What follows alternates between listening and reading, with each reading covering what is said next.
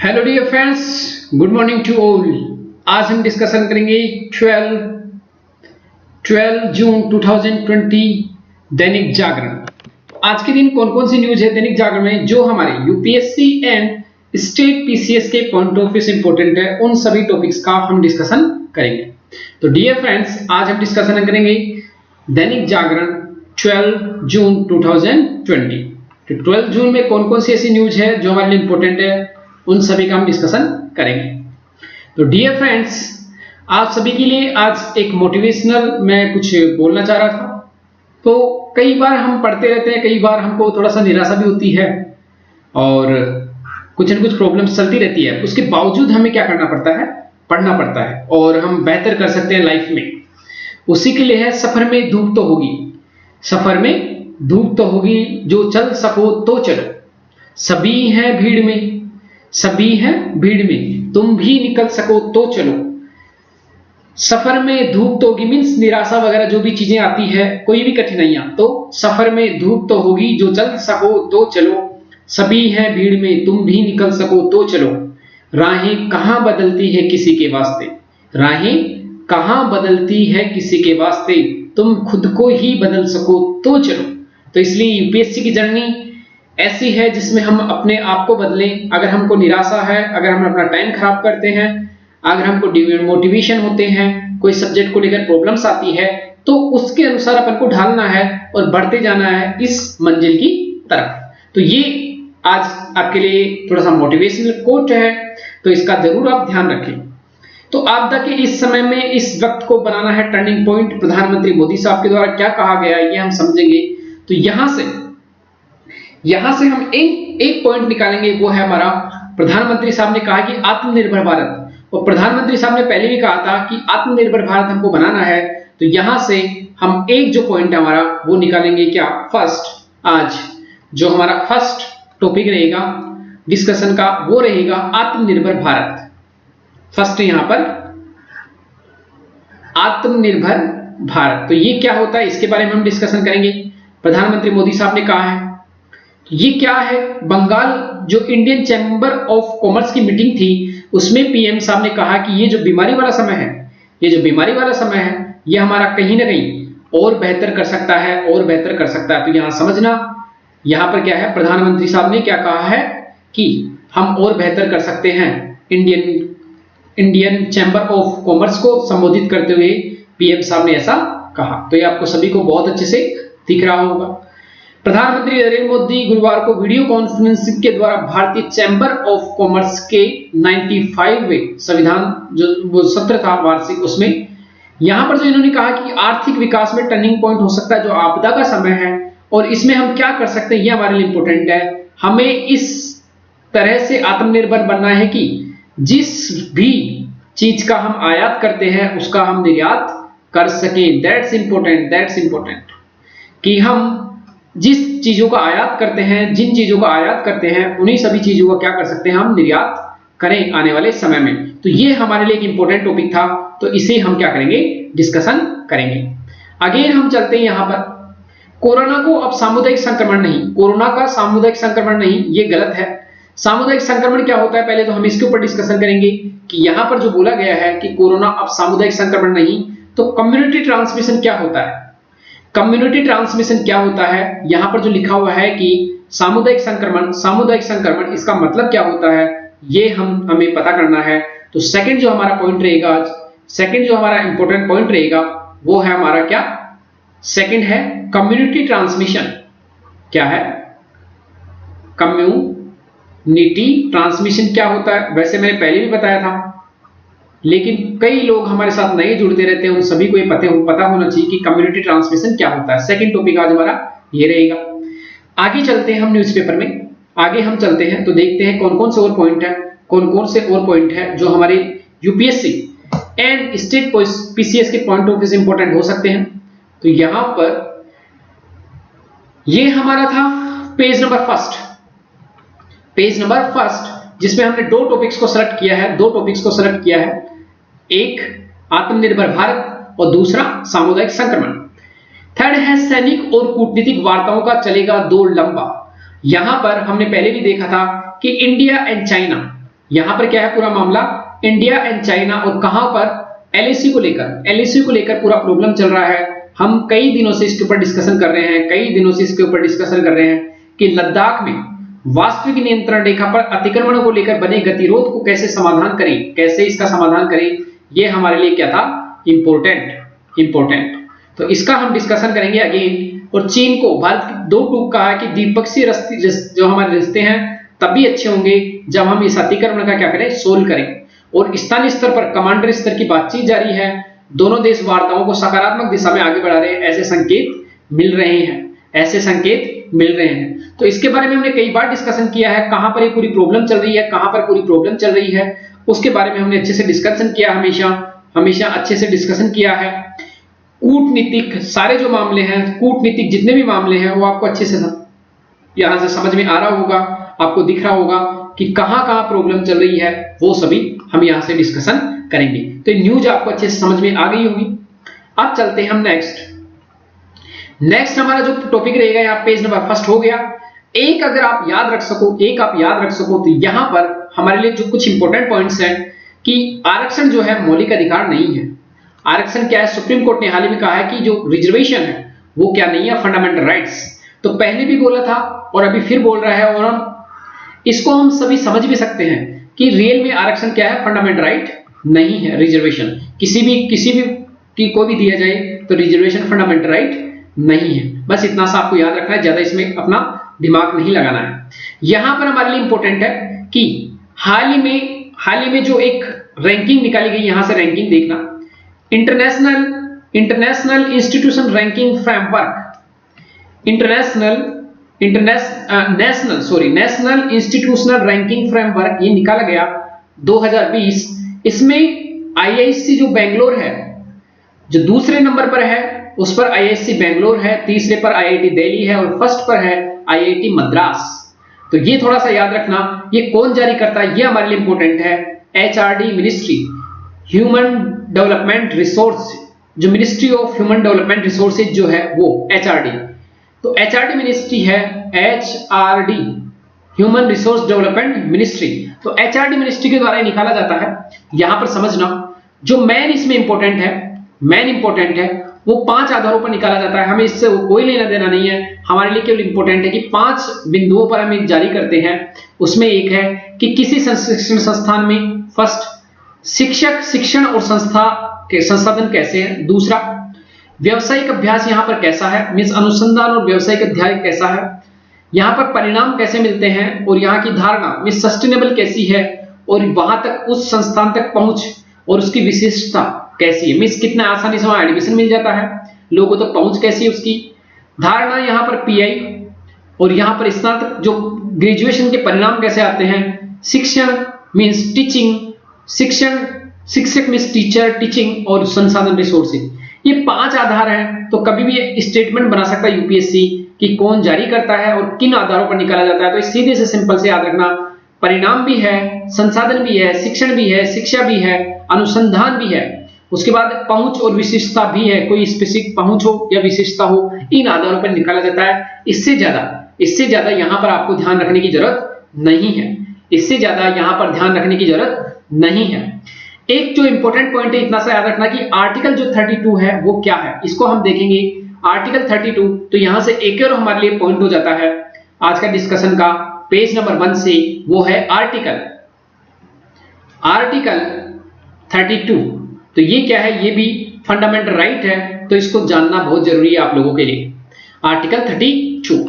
अब चलते हैं हम नेक्स्ट न्यूज़पेपर में आगे बढ़ते हैं। न्यूज़पेपर में हम आगे जब बढ़ते हैं तो हमारे लिए क्या इंपॉर्टेंट है आगे, पेज नंबर 2 पर है नेशनल न्यूज, नेशनल कैपिटल। तो यहां पर हमारे लिए कोई इंपॉर्टेंट न्यूज नहीं है, नेशनल कैपिटल से संबंधित हम किसी न्यूज का डिस्कशन नहीं करेंगे। बस इतना सा याद रखना मेरे दोस्तों, माय डियर फ्रेंड्स, कि प्रेजेंट में जो केसेज हैं, अगर आप यहीं देखोगे, अगर यहां पर देखोगे तो कोरोना के केसेस लगातार तेजी से बढ़ रहे हैं। आगे के हम देखेंगे कि कोरोना के केसेस दिल्ली में एक ही दिन में लगभग 1800 केसेस बढ़ गए हैं और ये बड़ी प्रॉब्लम चल रही है। तो कोरोना अभी तेजी से बढ़ रहा है, तो इसलिए सभी को मेरी रिक्वेस्ट है कि इस समय थोड़ी भी लापरवाही ना बरतें, अपने आप को बचा कर रखें, बाहर जाने से बचें। पेज नंबर 3 पेज नंबर 3 पर अगेन जो हमारे इंपॉर्टेंट है इसका हम जरूर डिस्कशन करेंगे। कई बार हमने इसका डिस्कशन किया है, वैसे लगातार हम इस पर डिस्कशन करते रहे हैं। ये हमारे लिए इंपॉर्टेंट पॉइंट है। कौन सा? जो नेपाल वाला मामला है, नेपाल वाला मामला। अगर इसको मैं आपको अच्छे से दिखाऊं पूरा, तो इसको देखना आप, पूरा नेपाल वाला जो मामला है वो क्या है। यहां पर इसको समझना, ये नेपाल वाला पूरा आपके सामने निकल कर आ गया है। यस, इसको देखना। यहां पर क्या है, नेपाली प्रधानमंत्री बोले बातचीत के जरिए भारत से अपनी भूमि हासिल करेंगे, बातचीत के द्वारा। अब पूरा मुद्दा क्या है वो हमने कल भी बात किया था कि नेपाली प्रधानमंत्री अभी है केपी शर्मा ओली साहब। इन्होंने कहा कि हम सरकार के राजनयिक प्रयास और ऐतिहासिक तथ्यों के आधार पर और दस्तावेजों के आधार पर संवाद के जरिए हम कालापानी मुद्दे का समाधान तलाश करेंगे। तो कालापानी मुद्दा क्या है, ये हमारा आज का टॉपिक अगेन रहेगा। यहां पर इन्होंने कहा है कि भारत के द्वारा जो जमीन कब्जाई गई है उसको हम वापस लेंगे। इन्होंने कहा क्या कि जो नेपाल ने क्या किया, लिपिलेख कालापानी लिपियदुरा को अपने क्षेत्र का दिखाते हुए एक राजनीतिक मानचित्र जारी किया है, जिस पर भारत ने सख्त लहजे में नेपाल की किसी भी तरह की कृत्रिम विस्तार से बचने की सलाह दी है। ये हमारे लिए इंपॉर्टेंट है। और प्रॉब्लम कहां से स्टार्ट हुई थी, यहां लिखा हुआ आज अगेन कि भारत और नेपाल के बीच संबंधों में तल्खी कब स्टार्ट हुई, जब रक्षा मंत्री ने राजनाथ सिंह साहब ने 8 मई को उत्तराखंड के धारचूला की जो लिपुलेख दर्रा है उसको, धारचूला को लिपुलेख से जोड़ने के लिए 80 किलोमीटर की लंबी सड़क है उसका उद्घाटन किया था। उसको भी हम देखेंगे कि क्या मामला है, पूरा मामला है, उसको भी हम देखेंगे। और यहां पर नेपाली अधिकारियों का क्या कहना है उससे हमको कोई लेना देना नहीं, दैट्स नॉट इंपॉर्टेंट। बस हमारा काम क्या है कि लिपुलेख, कालापानी और लिपियदुरा, ये हमारे लिए आज क्या है, इंपॉर्टेंट टॉपिक है, जिसको हम अगेन डिस्कशन करेंगे। तो यहां पर अगेन हमारे लिए एक टॉपिक हो जाता है डिस्कशन का, अगेन हमारे लिए इंपॉर्टेंट टॉपिक हो जाता है डिस्कशन का, वो है यहां पर 3rd नंबर का टॉपिक था आर्टिकल, और 4th नंबर का टॉपिक हमारा इंडिया एंड नेपाल। कल भी हमने इसके ऊपर डिस्कशन किया था, लगातार ही न्यूज में बना हुआ है, इसलिए अगेन इसके ऊपर डिस्कशन करेंगे। अगेन चलते हम टॉपिक सिलेक्शन में। तो यहां पर पेज नंबर 4 किसी काम का कोई टॉपिक नहीं है, तो अननेसेसरी अपना टाइम खराब ना करें।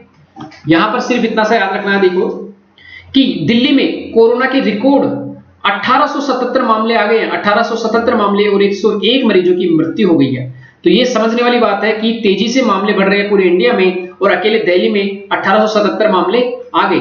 इसलिए बचने की कहीं न कहीं हमको क्या है, जरूरत। अभी प्रेजेंट में जो कोरोना के केसेस तेजी से फैल रहे हैं, इसलिए सभी ध्यान से थोड़ा बच के रहें। आगे पेज नंबर 5, यहां पर हमारे लिए कोई न्यूज नहीं है, page number 6 without any wasting of time हम तेजी से बढ़ते जाएंगे। पेज नंबर 6 पर हमारा कोई काम की न्यूज नहीं है, जो न्यूज हमने पहले से डिस्कशन कर ली है। पेज नंबर 7 पर भी कोई ऐसी न्यूज नहीं है जिसका हम डिस्कशन करें। बहुत सारी ऐसी न्यूज लिखी हुई है। मनरेगा को बेहतर बनाया मोदी सरकार ने, तो ये सिंपल सा है, क्या क्या बनाया।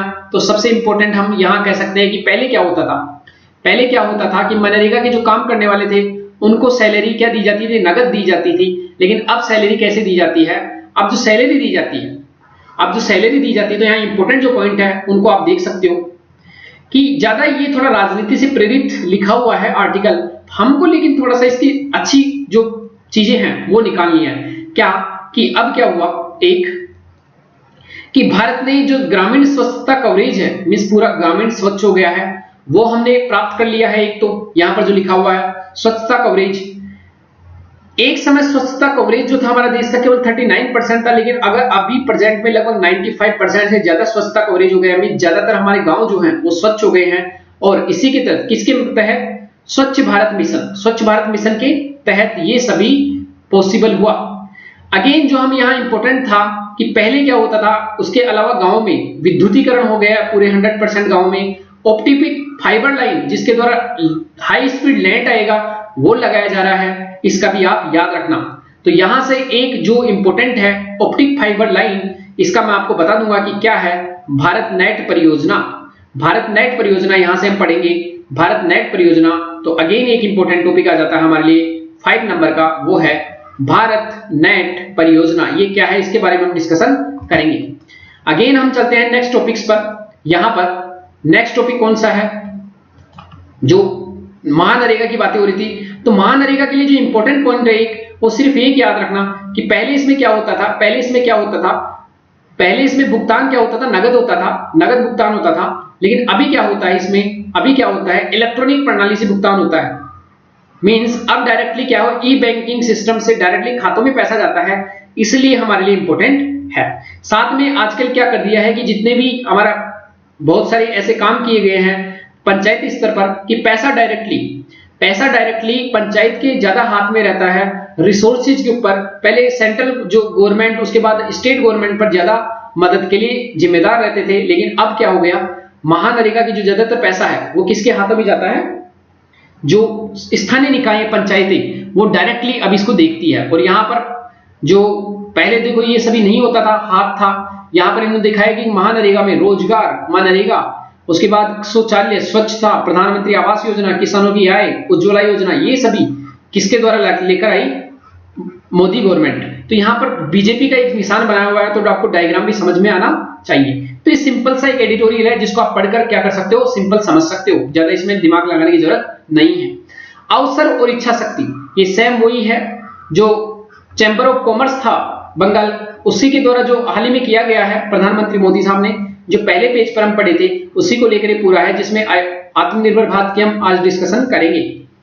यहां पर प्रवासी कामगार नीति के मूल मंत्र, यहां पर क्या क्या होना चाहिए प्रवासियों के लिए, तो हमने जस्ट ही देखा था, हमने थोड़े दिन पहले भी देखा था कि जो यूपी गवर्नमेंट है, यूपी गवर्नमेंट में जो वहां के सीएम है योगी आदित्यनाथ साहब, उन्होंने क्या किया है कि वहां पर एक आयोग बनाया है, वहां पर एक आयोग बना रहे हैं, एक आयोग बना रहे हैं, क्या बना रहे हैं, एक आयोग, कौन सा आयोग, श्रम आयोग, एक श्रम आयोग बना रहे हैं, वहां पर एक श्रम आयोग का निर्माण कर रहे हैं। तो एक हमें याद होना चाहिए कि यूपी में अगर श्रम आयोग बन रहा है तो उससे क्या होगा, सभी राज्यों को, यहां पर समझना, जो श्रम आयोग बनाया जा रहा है वहां पर श्रम आयोग, तो उसमें क्या होगा, एक स्किल डेवलपमेंट होगा, किस व्यक्ति में कौन सी स्किल है उसके आधार पर क्या होगा, उनका मैप बनेगा, और जिसके पास जैसी स्किल है उस व्यक्ति को वैसा काम दिया जाएगा। कहां पर, जो लोग यूपी के जो लोग हैं वो महाराष्ट्र से छोड़ के आ गए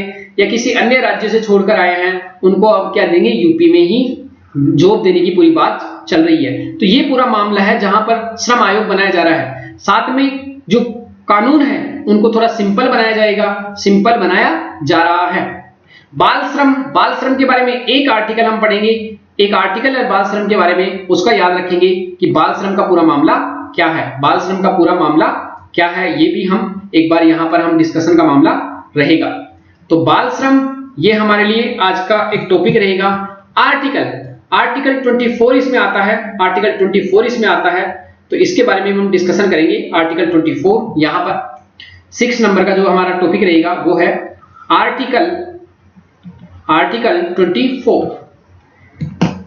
अगेन हम देखते हैं कि कौन से हमारे लिए इंपॉर्टेंट टॉपिक्स हैं। अगेन यहां पर बाल श्रम का हमारा हो गया पेज नंबर 9 पर साइबर सुरक्षा क्या होती है, साइबर सिक्योरिटी, ये भी हम डिस्कशन करेंगे। हमारा नेक्स्ट टॉपिक रहेगा कि साइबर सिक्योरिटी में क्या क्या बातें लिखी हुई है, ये हमारे लिए इंपॉर्टेंट है। एनसीआर का उद्देश्य क्या है, इसको कोई लेना देना नहीं है। एजीआर पेज नंबर 10 पर हमारे लिए एजीआर बहुत इंपॉर्टेंट है, इसका हम डिस्कशन करेंगे। एमएसपी का क्या मामला चल रहा है इसके बारे में डिस्कशन करेंगे। तो एक है एजीआर, एक है एमएसपी, एंड इससे पहले जो टॉपिक छूटा है साइबर सिक्योरिटी, ये 3 टॉपिक हम और हम ऐड करेंगे अभी हमारे नोट्स में, जो आज हम उसका डिस्कशन करेंगे। उसके बाद यहाँ लोकल और वोकल, ये वही प्रधानमंत्री साहब का जो आत्मनिर्भर भारत है उसके बारे में डिस्कशन करेंगे, उसमें कवर हो जाएगा। अंतरराष्ट्रीय में अगेन जो अमेरिका में गुस्सा फूट रहा है जॉर्ज फ्लॉयड को लेकर, वो है, और बाकी यहां पर ऐसी कोई भी न्यूज नहीं है जिसका हम डिस्कशन करें। पेज नंबर 12 पर कोई काम की न्यूज नहीं है, पेज नंबर 13 कोई काम की न्यूज नहीं है, सारी न्यूज ऐसी है जो हमारे किसी काम की नहीं है, एंड पेज नंबर 14 किसी काम की न्यूज नहीं है। तो अब चलते हैं हम हमारे डिस्कशन पर। हमने कौन कौन सी न्यूज सेलेक्ट की है, उन सभी न्यूज का हम डिस्कशन करेंगे। यहां पर अगेन पेज 7 जो न्यूज है, 7th न्यूज वो थी साइबर सिक्योरिटी, एंड जो 8 नंबर की जो न्यूज है हमारी साइबर सिक्योरिटी के अलावा हमने देखा एमएसपी और 9th नंबर की जो न्यूज है हमारा एजीआर। ये सारे मामले क्या हैं, ये सभी हम देखेंगे। तो अब चलते हैं हम न्यूज फर्स्ट, हमारा आत्मनिर्भर भारत। इसी के तहत मोदी साहब ने एक नारा दिया था, वोकल फॉर लोकल। मींस इसमें क्या है कि वोकल का मतलब होता है इसका प्रचार करना, मींस प्रचार करना, किस चीज का प्रचार करना, हमारी जो परंपरागत वस्तुएं हैं, परंपरागत जितनी भी वस्तुएं हैं जो गांव में बनती है, वो कुटीर उद्योग की हो सकती है, वो कोई कपड़ा उद्योग हो सकता है, वो कोई लकड़ी का उद्योग हो सकता है, या फिर वो कोई खाने पीने की चीजें हो सकती है जो गांव में बनती है। ये सभी जो चीजें वस्तुएं जो हमारे परंपरागत गांव में बनती है, इन सभी का हम क्या करें, वोकल मींस इनका क्या करें, हम प्रचार करें। और इसी जो लोकल है, ये परंपरागत वस्तुएं हैं, इनका एक्सपोर्ट प्लस हमारे जो कंजप्शन के लिए, दोनों के लिए हम इसको उपयोग करें। ऐसा होगा तो क्या होगा, एक तो हमारा जब हम खुद इन वस्तुओं को उपयोग करेंगे तो हमारा क्या होगा, इंपोर्ट है बाहर से, वो क्या होगा। और प्रधानमंत्री साहब ने यही कहा था कि हम ऐसी वस्तुएं उत्पादन करें कि हमारा इंपोर्ट जो है वो भी कम हो जाए, साथ में हम एक्सपोर्ट भी करने लगे।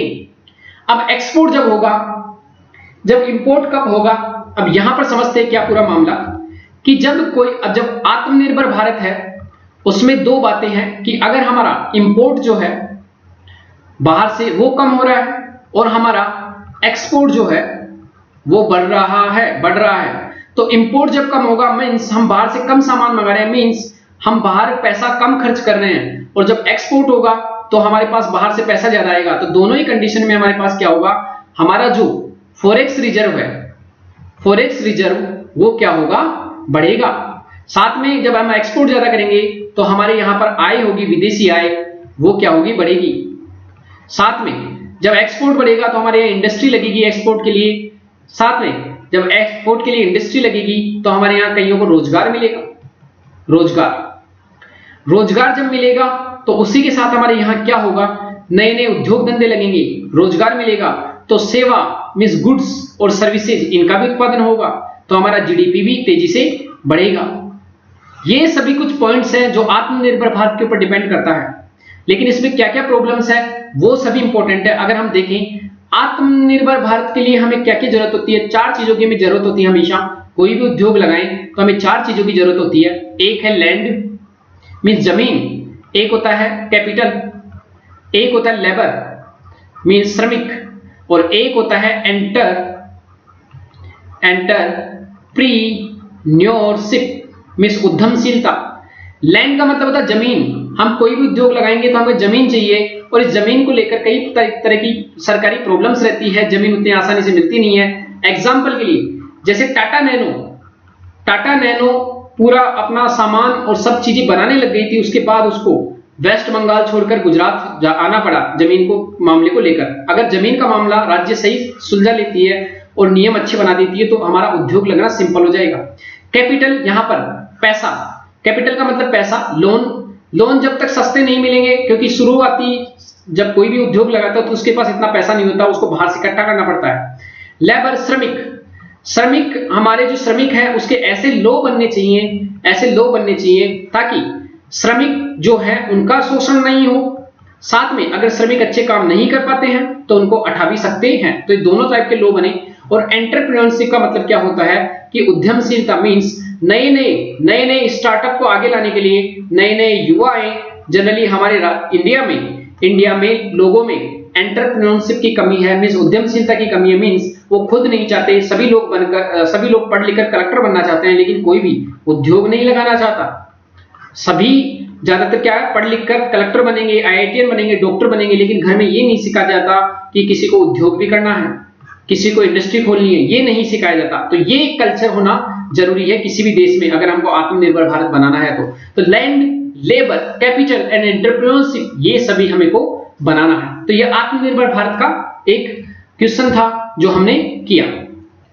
सेकंड है कम्युनिटी ट्रांसमिशन। हमने पहले भी देखा था कि कम्युनिटी ट्रांसमिशन क्या होता है। कम्युनिटी ट्रांसमिशन क्या होता है कि हमने पहले देखा था कि यहां पर बहुत सारी भीड़ है, इसमें कोई एक व्यक्ति क्या है, संक्रमित है कोरोना से, ये मान लीजिए ये कोरोना से संक्रमित है, लेकिन बाकी भीड़ को पता नहीं है और यहां से निकल जाता है इनको संक्रमित करते हुए अगेन क्या होगा, अगर ये संक्रमित हो जाता है दूसरा व्यक्ति तो ये अगेन किसी दूसरी भीड़ में जाएगा और कई लोगों को क्या कर देगा, संक्रमित। यहां पर ये संक्रमित कर देगा, अगेन कोई एक व्यक्ति संक्रमित हुआ, ये किसी दूसरी जगह जाएगा, तो इसे क्या बोलते हैं, कम्युनिटी ट्रांसमिशन या सामुदायिक संक्रमण, किसी एक व्यक्ति से पूरे चारों तरफ फैल जाना।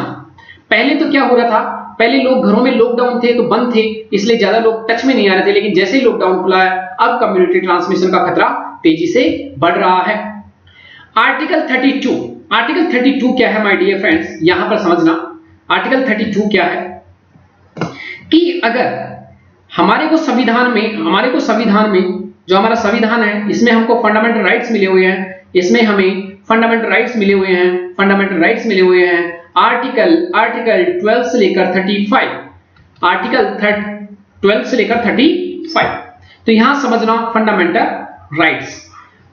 अगर कोई गवर्नमेंट, ये क्यों दिए गए हैं, क्योंकि अगर कोई गवर्नमेंट अगर आपके फंडामेंटल राइट्स का वायलेशन करता है, उनका उल्लंघन करता है, तो आप क्या कर सकते हो, गवर्नमेंट के विरुद्ध में या कोई व्यक्ति के विरुद्ध में सुप्रीम कोर्ट या हाई कोर्ट में जा सकते हो और उसको कह सकते हो कि मेरे फंडामेंटल राइट्स का वायलेशन हो रहा है, आप कृपया गवर्नमेंट ने कोई नियम बनाया उसको समाप्त करो, या कोई व्यक्ति है जो मुझे परेशान कर रहा है तो उसको कुछ समझाओ।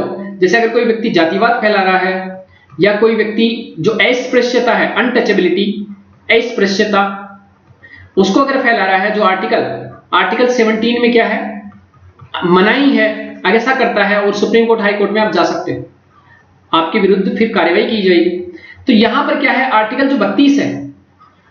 32 है उसमें यही कहा गया है कि अगर आपको कोई प्रॉब्लम होती है, आपके फंडामेंटल राइट्स को वायलेशन होता है, तो आप आर्टिकल 32 के तहत कहां जा सकते हो, सुप्रीम कोर्ट में जा सकते हो। और एक है आर्टिकल 226, उसके तहत कहां जाते हैं, हाई कोर्ट में, और आप रिट जारी करवा सकते हो। यहां से क्या कर सकते हो, रिट जारी करवा सकते हो।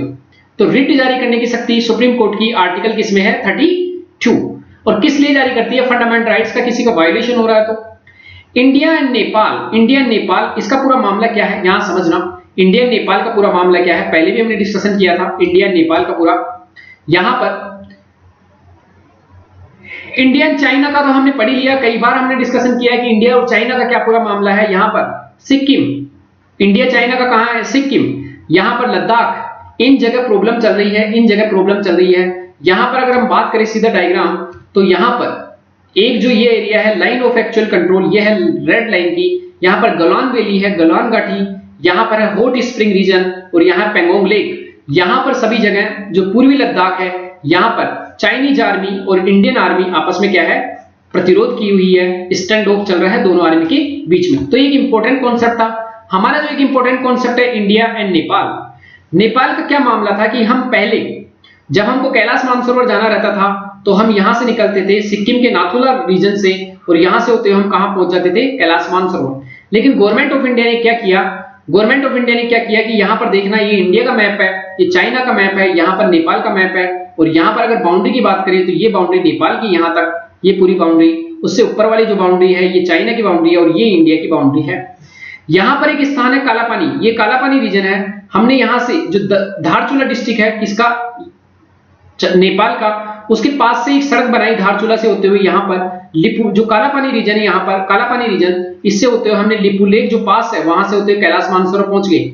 लेकिन जो नेपाल है उसका कहना है कि आपने जो सड़क बनाई है, यहां पर, यहां से सड़क बनाई है जो लिपू लेक पास से होते हुए, ये जो कालापानी रीजन है, ये मेरा जो धारचूला डिस्ट्रिक्ट है, वेस्टर्न जो जिला है नेपाल का, उसका पार्ट है।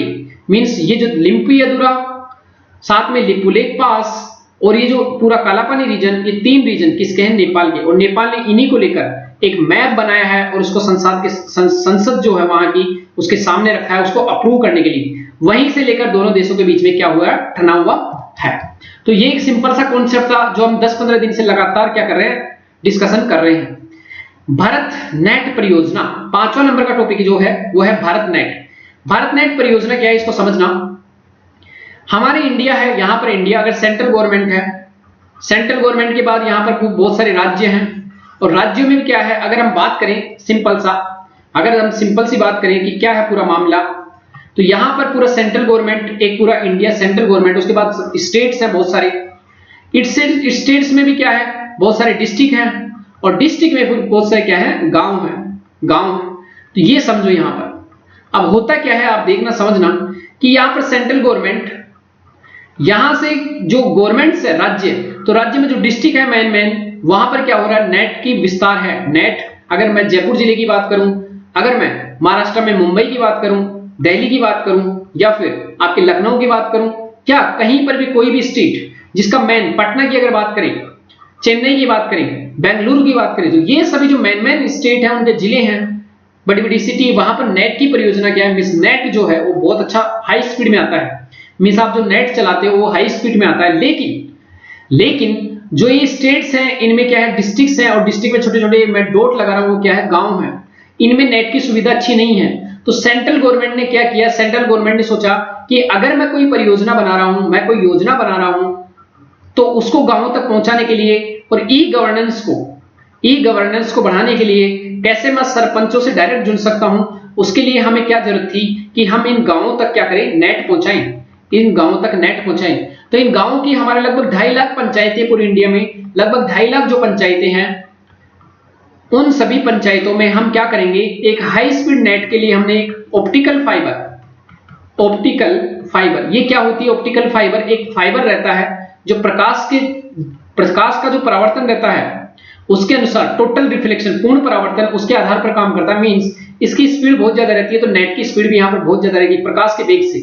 तो ऐसे मामले में क्या होता है कि जो नेट की स्पीड काफी अच्छी रहेगी, और ये ऑप्टिकल फाइबर लाइन जो बिछाई जाएगी, इसके द्वारा जितने भी टोटल हमारे 2.5 लाख पंचायतें हैं उनको सबको नेट से जोड़ा जाएगा, ताकि वहां पर भी अच्छी मात्रा में, अच्छी स्पीड में नेट आ सके। तो ये क्या है, भारत नेट परियोजना।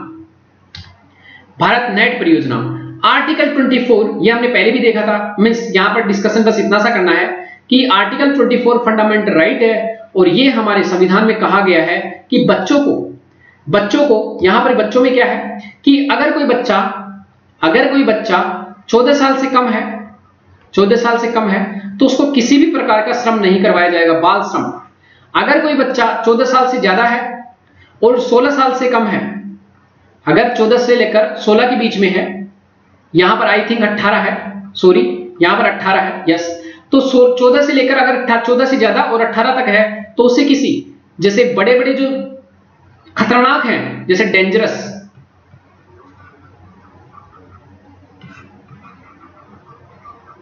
डेंजरस जो काम है, कोई भी उद्योग है, उनमें उनको नहीं लगाया जाएगा, बाकी वो कहीं पर श्रम कर सकते हैं, और बाकी 18 से ऊपर का फिर कोई लेना देना टेंशन नहीं है। तो 14 से लेकर 18 के बीच में थोड़ा सा याद रखना, इनको बाल श्रम में नहीं लगाया जाएगा। 14 को कोई काम नहीं, और 14 से लेकर 18 के बीच में क्या है कि उनको खतरनाक कामों में नहीं लगाया जाएगा, जैसे बड़े बड़े जो माइनिंग के काम हैं, वो जो ज्यादा खतरनाक काम रहते हैं। Cyber security, MSP and AGR, ये हमारे नेक्स्ट टॉपिक है। तो साइबर सिक्योरिटी क्या होती है, यहां पर हो क्या रहा है my dear friends, cyber security का मतलब रहता है कि ऑनलाइन हम जितना भी काम करते हैं, चाहे हमारे अकाउंट हो बैंक के, या फिर हमारा जो अकाउंट्स है, या हम जो भी काम करते हैं अकाउंट के अलावा ऑनलाइन, हमारा एजुकेशन हो सकता है, हमारा कोई भी बैंक के अकाउंट के अलावा हमारा आधार कार्ड हो सकता है, या फिर हमारी पर्सनल डिटेल्स हो सकती है कि हमारा सेक्सुअल ओरिएंटेशन क्या है। मिस हमारा सेक्सुअल ओरिएंटेशन का मतलब होता है कि हमारा झुकाव किस तरफ है, कोई गे हो सकता है, कोई लेस्बियन हो सकता है, कोई बाइसेक्सुअल हो सकता है, साथ में किसी का सेक्स क्या है, कोई हो सकता है कि डाउन सिंड्रोम से ग्रसित हो सकता है, कोई टर्नर सिंड्रोम से ग्रसित हो सकता है, मींस इंटरमीडिएट वो भी हो सकता है।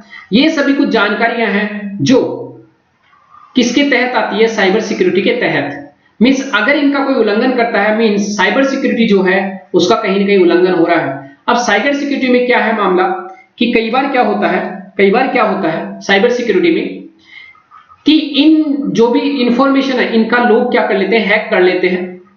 साथ में साइबर सिक्योरिटी में और क्या आती है कि हमारा प्लेन चल रहा है, प्लेन को कैसे कंट्रोल कर रहे हैं, रेलवे जो है उसका कंट्रोल करने के लिए हमारे पास पूरा डाटा है। साथ में जितने भी हमारे ऑफिस हैं उनका कहीं ना कहीं कंप्यूटर में डाटा स्टोर है। तो ये सभी किस में आते हैं, साइबर में। अगर इनको कोई गलत तरीके से इस्तेमाल कर लेता है, हैक कर देता है, तो ये कहीं ना कहीं हमारे साइबर के लिए खतरा है, और इसी को मजबूत बनाने के लिए हमारे को क्या जरूरत है? Cyber security. साइबर सिक्योरिटी, आप सोचिए कि जो पूरे इंडिया में प्लेन चल रहे हैं, यहाँ पर जो प्लेन चल रहे हैं वो क्या होंगे? अगर प्लेन चल रहे हैं और जाते जाते प्लेन ऊपर जो उड़ रहे हैं जितने भी, अगर अचानक उनका पूरा जो सर्किट है ऑनलाइन, अगर उसमें गड़बड़ आ जाए, हमारी बातचीत उनसे बंद हो जाए, तो एक साथ पूरी जो प्लेन उड़ रहे हैं वो सारे जमीन पर आ जाएंगे। मींस ऐसे जो साइबर सिक्योरिटी है इनका उपयोग टेररिज्म में कर सकते हैं, टेररिज्म, और इसी को बोलते हैं साइबर टेररिज्म। आज के टाइम में साइबर टेररिज्म बहुत खतरनाक हो गया है, तो जो साइबर आतंकवाद है वो कहीं ना कहीं हमारे लिए घातक है, तो इसीलिए साइबर सिक्योरिटी का होना बहुत जरूरी है। ये पूरा आर्टिकल ये कहना चाह रहा है। MSP and AGR. एमएसपी क्या है?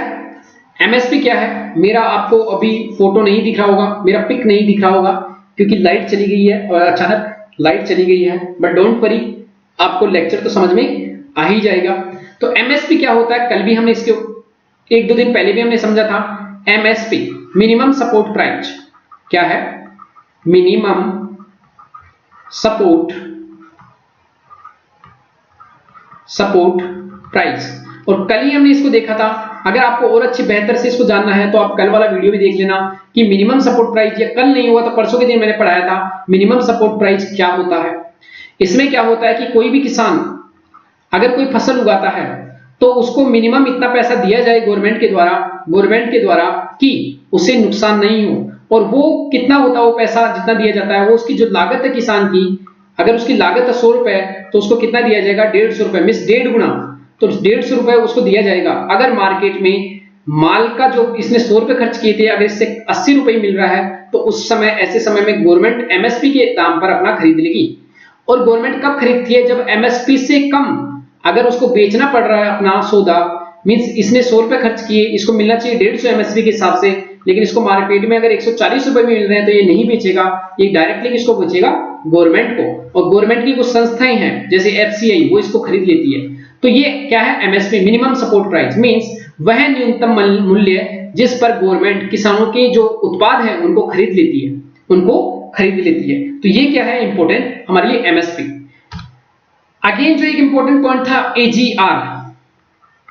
एजीआर। ये पूरा मामला क्या था माय डियर फ्रेंड्स? हमारे इंडिया में क्या है? एक है डिपार्टमेंट ऑफ टेलीकम्युनिकेशन, जो हमारे यहाँ पर ministry of information and technology है, जो हमारे यहाँ पर टेलीकम्युनिकेशन मिनिस्ट्री है, दूरसंचार मंत्रालय, उसमें एक डिपार्टमेंट है डिपार्टमेंट ऑफ टेलीकम्युनिकेशन, मींस दूरसंचार विभाग। उसने ये कहा कि जितने भी वोडाफोन है या फिर एयरटेल है, ये क्या करते हैं? कुछ पैसा कमाते हैं। इस पैसे में से कितना गवर्नमेंट को रेवेन्यू के रूप में मिले, कितना रेवेन्यू मिले, मींस कितना ज्यादा टैक्स लगे इसके ऊपर, ये बात थी। अब इन्होंने क्या किया? एजीआर एक फॉर्मूला बनाया कि कितना टैक्स लगेगा, उसका एक फॉर्मूला बना दिया, और इसमें क्या क्या इंक्लूड कर दिया, ये समझना। अगर कोई कंपनी है, जैसे मैं एग्जांपल ले लूं वोडाफोन, अगर वोडाफोन ही मैंने ले लिया तो ये क्या करेगी? वोडाफोन जो है, यहां पर एयरटेल ले लेते हैं, एयरटेल, वोडाफोन, ये सभी कंपनियां हैं।